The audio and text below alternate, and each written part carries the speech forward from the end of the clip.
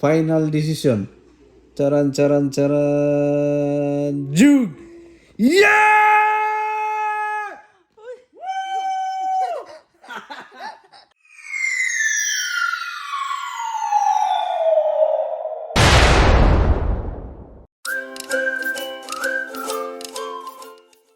Good morning mga kol! We have good news today. And finally, residente na tayo dito sa Canada mga kol. Yes! So, approve na yung permanent residency namin dito sa Canada. So, we just got our permanent residency here. And so, ito yung mga timeline saka yung mga ginawa namin. So, sasabihin ko yung kailan kami nag-apply, tapos mga updates hanggang sa approve. Yan, so gagawa na lang tayo ng detailed na video tungkol sa pag-apply ng CSQ, paggawa ng Arima account, tapos pag-upload na, pag-lodge ng documents namin sa federal hanggang sa na-approve. So for now, detail ko muna yung kailan kami nagsimula hanggang kailan na-approve. Yan, so una, gumawa kami ng Arima account. So gumawa kami ng Declaration of Interest October 9, 2023. Yan. So meron siyang update ng invitation to apply permanent selection, and then meron na naman siyang update authentication procedure for permanent selection request October 26 naman. Yan, so pagkatapos noon, nag-update na naman uli, acceptance of invitation to submit an application for permanent selection. So December 22. So after that, yung mga documents namin, kinulik namin, lahat ng mga hininging documents is pinasa namin. So meron lang siyang 60 days na palugit na dapat this period of time mabigay mo na yung documents na yon. So dahil yung time na yon is napaka-alanganin ng time na yon, kasi nagkulig pa kami ng documents and merong mga circumstances na nangyari. So March 9, 2024, yun yung deadline namin na pagpasa ng application para sa CSQ. So we have just 9 days. We have just 9 days left. So ang ginawa namin, imbis na ipasa namin yung documents namin sa mail namin, ang ginawa namin, pumunta kami mismo doon sa opisina ng Montreal. Yan, pumunta kami doon sa Montreal, sa Ministry of Quebec. Nagpasa kami doon. So, March 1 yun. 9 days left na mapasa yung documents. So, Friday yon, pagpunta namin doon, binigay namin, tapos na-receive nila. Tapos nung afternoon, pagka-Lunes, tinawagan ko yung kasi merong number doon sa Ministry of Quebec na pinasahan namin, tinawagan ko, and then sumagot. Sinabi ko na pasa ko na yung document kasi yung deadline is March 9. So sabi ng yung in charge, sabi niya kailan ko raw pinasa. Sabi ko nung Friday. Tapos yun nga, tumawag ako ng Monday. Sabi niya be patient na daw kasi baka ko lang daw pinasa. And then yun, so naghintay kami. May 3, same year, 2024, CSQ approved. So approved na yung CSQ namin in just 62 days mula nung pagpasa namin sa Ministry of Quebec. So May 3, CSQ approved. And then kinagabihan nun, gumawa kami ng PR account saka GC key para sa PR application sa federal. Yan, so nag-collect din kami ng mga documents such as school documents, work documents, tapos NBI, police clearance, And sasabihin ko sa inyo sa next video yung detail lahat ng mga documents. And then May 27 na-launch namin yung application for PR. Tapos meron na namang update. July 17 naka-receive kami ng AOR. And then kasabay nun is yung biometrics letter of instruction. Yan. So July 23. Ayan mga kol, dito kami sa Service Canada. Ayan. So schedule namin ang biometric ngayon. July 23, 2024. Nag-biometric kami dito lang sa Quebec. Yan sa city, sa may bandang Saint-Foy. Yan, so ako, yung sawa ko, tapos yung anak ko, tatlo kami. So hindi kasama yung bata.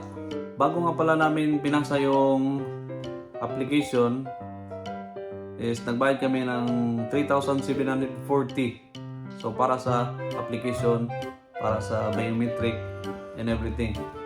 Dahil nga apat kami, so yun yung nabayad namin, 3,740.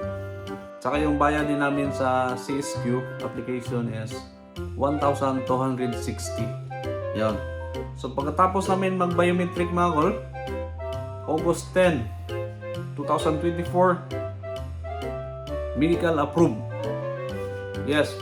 So yung medical namin is hindi kami nag-medical.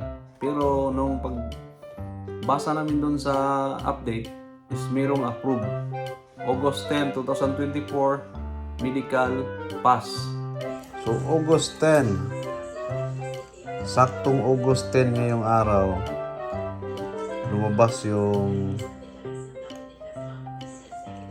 result ng medical namin. You pass the medical exam. Yan, pero hindi kami nag-medical mga kol. Pero may nakalagay dito na you pass the medical exam. Yan. Yan. Review of medical result, August 10, 2024. You pass the medical exam. So I don't know kung bakit naging pass yun. Hindi naman kami medical. Siguro pagtingin nila healthy kami. Hindi, meron talaga siguro ganun. Yung, kasi 2 years and 10 months pa ako dito sa Canada. So siguro baka yung medical ko sa Pilipinas noon is valid pa. Tapos medical din ng pamilya ko is valid pa kasi 1 year pa lang sila dito mahigit. Yan. August 26 mga kol, merong final decision update. Pero nakalagay doon is August 26 final decision, pero wala pang confirmation. So August 30 nakatanggap kami ng email mula sa IRCC ng Permanent Resident Confirmation Portal. So yan mga kol, kakagising lang natin. Yan, so merong bagong update yung IRCC. Yan, so yan o. IRCC. So yan, nagbigay sila ng ng bagong update. So meron siyang nanghingi siya ng email, ng mailing address tapos nanghingi ng digital photo para sa PR card. So which is meron siyang step 1. So nanghingi ng mailing address, yung pangalan, UCI. Yung UCI mga kolis, makikita mo yun sa work permit mo.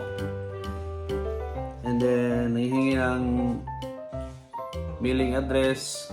September 3, step 2, nanghingi ng photo. Yan, so nanghingi ng yung picture. Nanghingi ng picture para sa sa card, sa permanent residence card. Yan, so yung photo na yun is yun din yung ginamit namin nung pagpasa namin doon sa pag-launch namin ng application, kasi merong requirements doon na photo. Yan. So yun din yung ginamit namin para sa permanent residence card. Yun. After that, September 5, nag-email na naman yung IRCC, which is yan. So dito sa GCK mga gol, inopen natin, mayroong latest update. Latest update, review of eligibility, September 5, 2024. Your eligibility has been reviewed. Please see the final decision below. Taran. So, September 5, 2024, eligibility has been reviewed. Please see the final decision below. August 10, you passed the medical exam. Kahit walang medical exam nangyari. July 30, 2024, we are reviewing the additional documents you provided.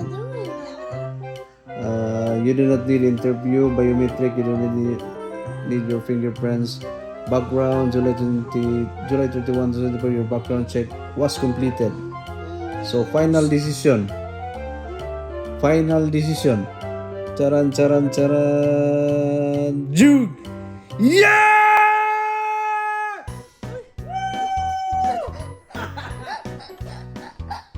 August 26, 2024, your application was approved. Check your message below for details.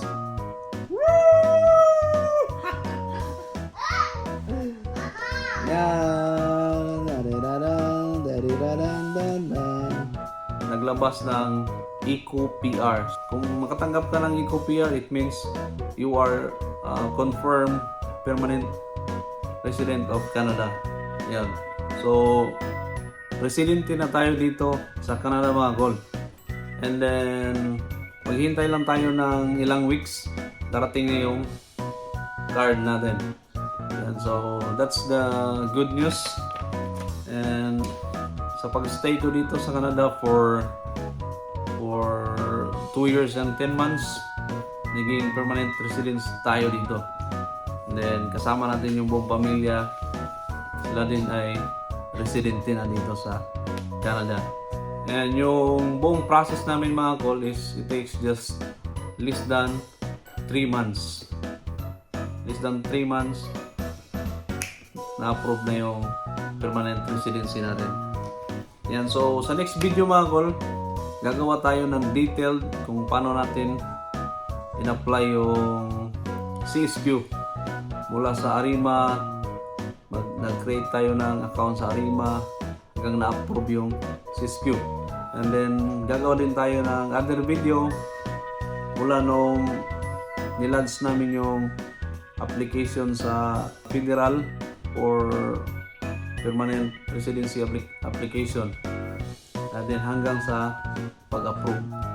Detail din namin doon yung mga requirements and timeline. Yun, so yun lang yung good news na i-share ko sa inyo mga call. And thank you dahil na-approve tayo. Hindi natin in-expect na magiging residente tayo dito sa Canada.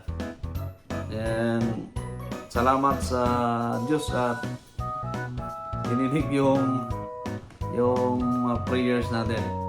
And thank you din sa asawa natin, asawa ko pala, na siya yung talagang hands-on sa pag-apply and nag-search lahat para mapasa yung mga application and ma-approve.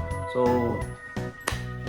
yan lang for this video mga call, and see you sa next video. Paalam.